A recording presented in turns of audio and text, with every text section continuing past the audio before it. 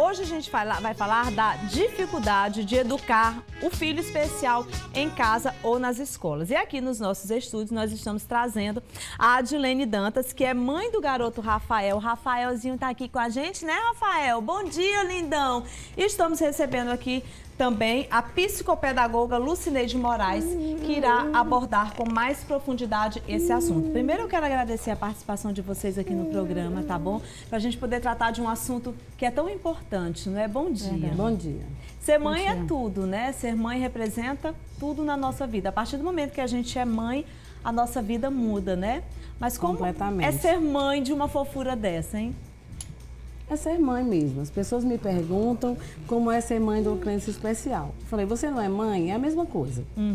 Com diferentes tratamentos, né? O Rafael, ele precisa de uma atenção especial, terapias, mas o sentimento é um só. É de mãe. É um amor incondicional, um amor sem medidas. Sem medidas, né? Eu queria perguntar para a doutora, quais os sinais que não apresentam fisicamente nenhum tipo de deficiência? Bom dia. Bom dia. Então, algumas síndromes, por exemplo, a síndrome de Down, ela já vem fisicamente já marcada, né? Mas algumas deficiências, elas só aparecem à medida que a criança não acompanha aquele processo evolutivo de desenvolvimento normal, né? Da média das outras crianças. Aí os sinais, os cuidadores, né, os pais, eles já vão... A gente já tem uma tendência a fazer as comparações, né? Que não é muito bom. Mas assim, linguagem, a parte motora, né? Mas sobretudo quando entra na escola é que as dificuldades começam a aparecer, até porque muitas vezes os diagnósticos ainda não existem, e eles são os sintomas mais flagrantes, principalmente quando há um comprometimento intelectual, aparecem na escola, que exige mais, né? E aí é que a família começa a... E as escolas, elas estão preparadas para a educação das crianças? Como é que tá as escolas aqui no nosso estado, doutora?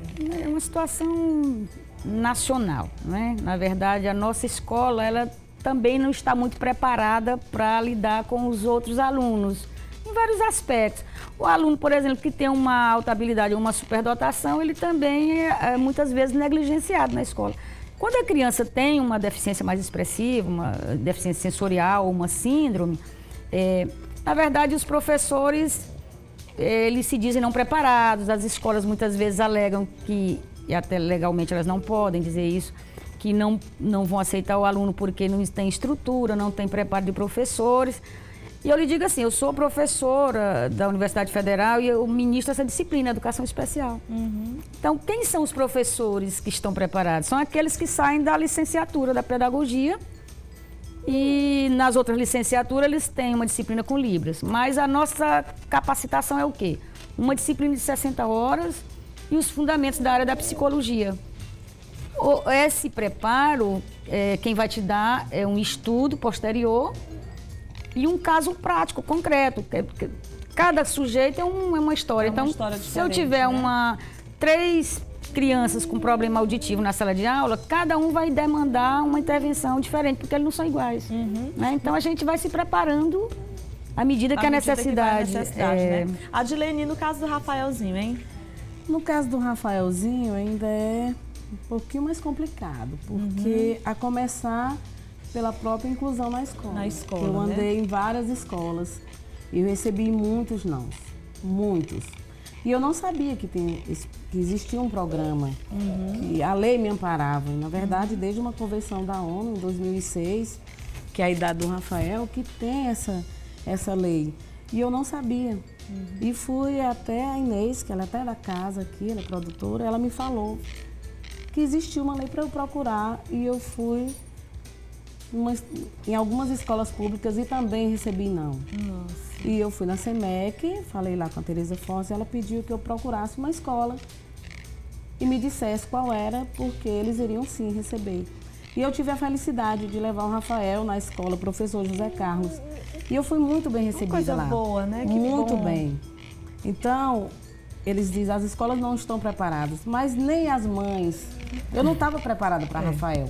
A família não é preparada, Os amigos não são preparados. É uma vida nova, né? É uma tudo vida novo. nova e é um você tem que se aprendizado. adaptar, né? A tudo e assim, isso. se a escola não der essa oportunidade, eles não vão se preparar nunca. Verdade. Porque, na verdade, ele fica lá na escola, no caso da escola municipal, eles têm uma carteira especial com um cinto, porque às vezes eles podem escorregar para sair, né, por baixo. Tem o acompanhante terapêutico. Tem as outras crianças também, isso. né? Que tem que ser toda, a gente também tem que pensar que as outras crianças também têm que se adaptar, porque de certa forma as crianças também, muitas vezes elas não sabem como reagir, né, diante Mas das olha, situações. as crianças, elas recebem bem melhor do que os adultos. Não, receber melhor elas recebem com certeza, porque as crianças são maravilhosas. E no né? caso dele lá na escola... Às vezes elas até se preocupam mais. Se preocupam. Né? No sentido de não querer machucar, de querer brincar, de querer... Não, até isso não. Ele é muito bem recebido lá. Ele é um colega de escola. Protege. E quando eu chego na escola, todos os meninos, o Rafaelzinho tá ali, o Rafaelzinho tá ali. E teve um dia que ele pisou de mau jeito e torceu o pé. E a diretora desesperada, com a acompanhante terapêutica, todo mundo lá, a acompanhante terapêutica chorando. E na hora que eu cheguei, os meninos diziam, tia, o Rafael torceu o pé.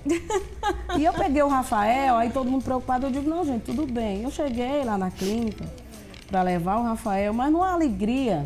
O Rafael torceu, como foi? Não, operaram autista na escola.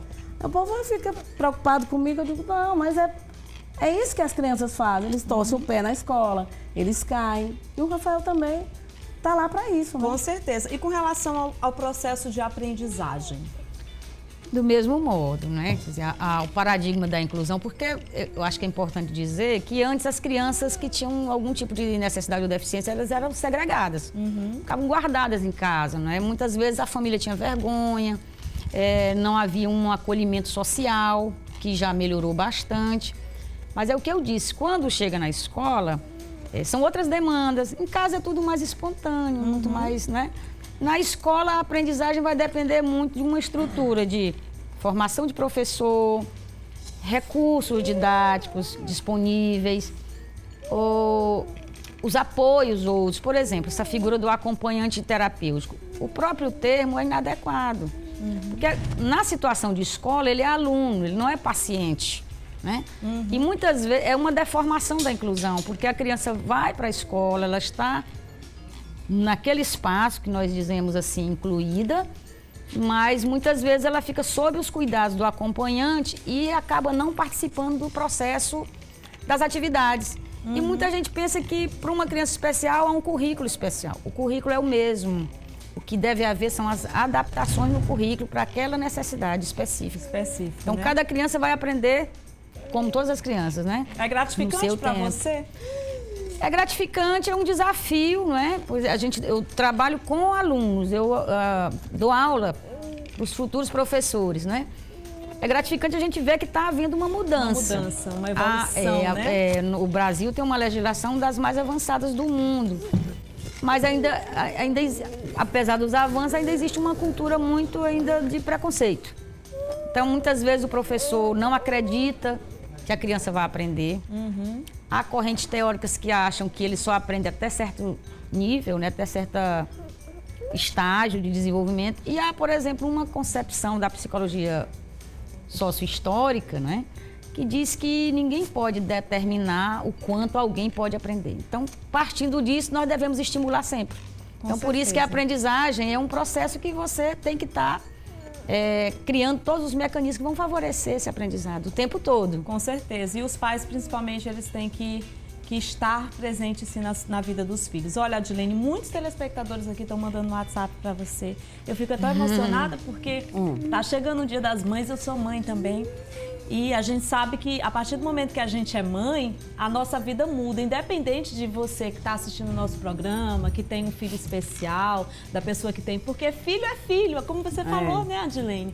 Filho é filho. E o filho, quando ele está na nossa vida, ele entra na nossa vida. Deus é maravilhoso, porque Deus coloca os filhos nas nossas vidas para mudar a nossa vida, para dar uma nova vida para a gente, para fazer a gente ser uma nova pessoa. E quando a gente está grávida, o natural, que geralmente toda mãe espera, é que quando a gente vai ter o parto, que seja um parto normal, que tudo seja normal. E às vezes nem tudo é porque às vezes a gente tem um plano para a nossa vida, mas às vezes Deus tem outro. E a gente tem que entender que os planos de Deus nas nossas vidas são maravilhosos, né? Porque Deus dá pra gente aquilo que a gente merece e aquilo que a gente faz. E você é uma pessoa especial, escolhida por Deus. Pode ter certeza. E o Rafaelzinho tem muita sorte de ter uma mãe como você, assim como todas as mães que têm os seus filhos especiais, que têm os seus filhos que se dedicam. Porque ser mãe é ter dedicação ao filho, né?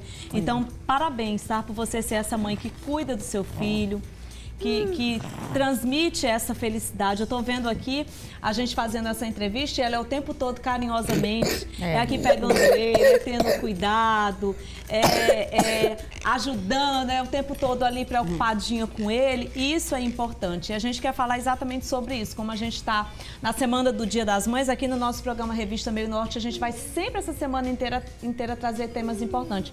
Porque ser mãe é ser mãe, não é brincar de ser mãe, não, viu? Então, parabéns, viu, Adilene? Eu queria que você deixasse uma mensagem para os nossos telespectadores, porque tá chovendo de mensagens aqui no nosso WhatsApp para você, Bem, viu? eu queria aproveitar esse espaço da mensagem para falar um pouco sobre a síndrome do Rafael.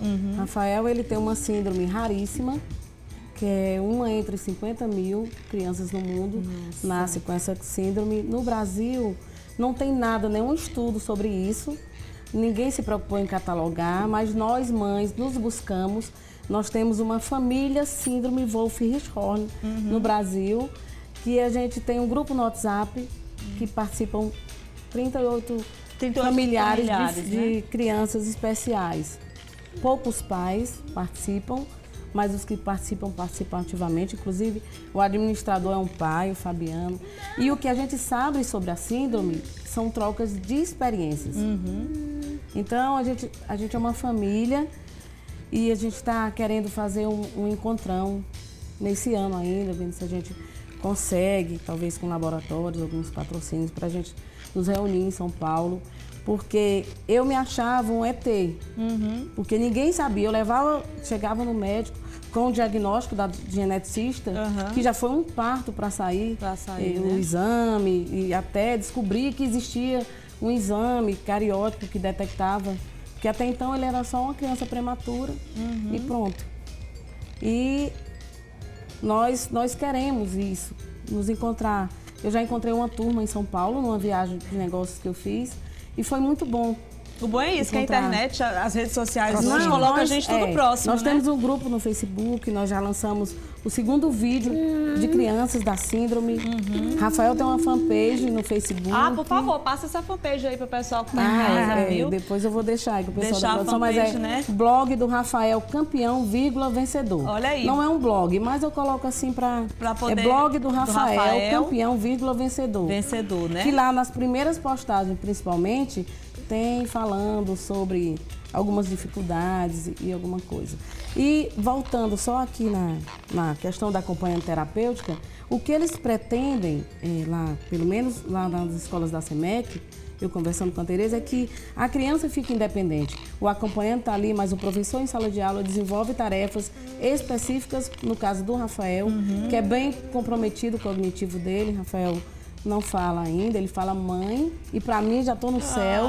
Ele começou a caminhar o ano passado e foi na escola. Mãe, Rafael. E eu prometi para os amiguinhos dele, pedi para os amiguinhos da sala de aula pedirem a Deus para ele caminhar, que eu ia fazer uma festa, e eu fiz a festa na escola. Ai, que lindo. Participei do meu primeiro Dia das Mães.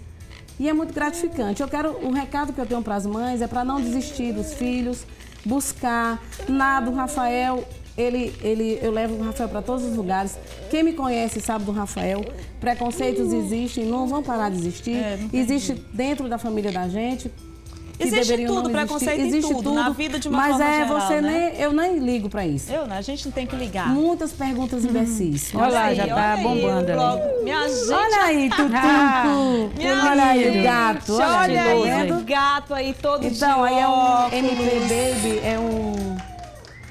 Olha aí, ó. Esse aí. É um desenho, eles falaram sobre o Dia Internacional da Síndrome. Aí a Nana, a amiguinha dele, uma reportagem lindíssima, que é uma repórter amiga da da mãe da criança fez. Eu esqueci linda. o nome agora porque eu tô emocionada vendo as coisas do Rafael. E ele é muito bacana. tudo, né? Porque ele tá aqui, Por olha favor, só, olhando. curtam, nós já temos 360 likes Gente, lá, que mas maravilha. sem divulgação, sem promover, porque tudo é pago e ninguém tá aqui para isso. Verdade. Rafael é uma criança muito cara, mas é uma criança muito amada. E o meu recado para as mães é que amem seus filhos, independente das limitações. A gente sabe que a vida é dura, né? A vida é dura, mas... A gente sabe que não é nada fácil, mas olha, por exemplo, nos casos hoje em dia, tá tudo muito mais fácil do que antigamente, não é? Antigamente, assim, por exemplo, para você mobilizar uma campanha, era muito mais difícil, né? Para poder angariar recursos, para fazer um tratamento, por exemplo. Hoje não, hoje a gente coloca uma campanha, aí através das redes sociais elas tomam uma proporção tão grande. Solidariedade. Né? Muita solidariedade. A gente precisa disso, de solidariedade com o povo, com as pessoas. As pessoas precisam se solidarizar, né? Compartilhar, ajudar e amar. Amar. O amor tem que estar acima de tudo, porque quando a gente ama, quando a gente faz com amor, quando a gente se dedica, pronto, tudo dá certo, viu? Parabéns, feliz Dia das Mães pra você. Obrigada pra você também. Beijo, pra Rafaelzinho. Você também. Um feliz Dia das Mães para todas as mamães telespectadoras do Revista Meio Norte. Agradecer demais a participação aqui no nosso programa, tá bom? A gente vai só para um intervalo comercial, é bem rapidinho e eu volto já já.